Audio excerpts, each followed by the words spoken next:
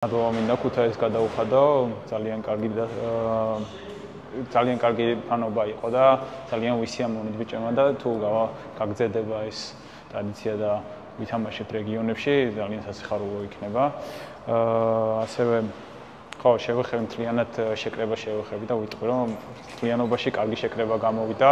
რა თქმა უნდა, შესაძლებელი იყო რომ ორივე თამაში მოგვიგო, მაგრამ ვფიქრობ ეს თამაში ლოგიკური შედეგი იყო, იმიტომ რომ მეტოქემაც ძალიან კარგად ითამაშა. ვერ ვიტყოდი რომ ჩვენ საუკეთესო თამაში ვითამაშეთ, თუმცა მოგეხსენებათ, ბევრი ახალწეული იყო, პირველად ითამაშა ნაკრებში და თლიან ჯამში კარგად შევაფასებდი თლიანად შეკრებას. ნაკრებში გოლის გატანა, არ ვიცი, ძალიან განსხვავდება კლუბში გოლის გატანისგან, უფრო დიდი ემოციაა, როცა შენი ქვეყნის სახელით გოლს იტან, ამასე რომ ძალიან ბედნიერია, რა თქმა უნდა.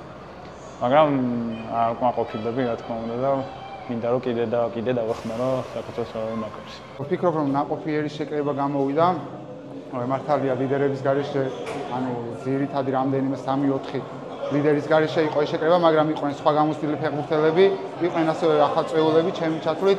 და ვფიქრობ რომ ნაყოფიერი შეკრება გამოვიდა, წვრთნელმა ალბათ ბევრი კარგი და ცუდი თვისება დაინახა თითოეულ ფეხბურთელში, ვინც საქმეში არ ყოფილა აქამდე ან შედარებით ნაკლები დროით იყო.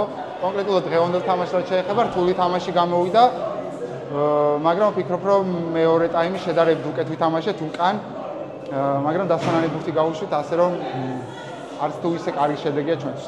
რთული თამაში იყო ნამდვილად, გადატვირთული სეზონის შემდეგ ინტენსიური თამაში იყო. ზოგადად აფრიკული გუნდები ისიც გამოირჩევიან ინტენსივობით და ესეც არ იყო გამონაკლისი ეს თამაშიც.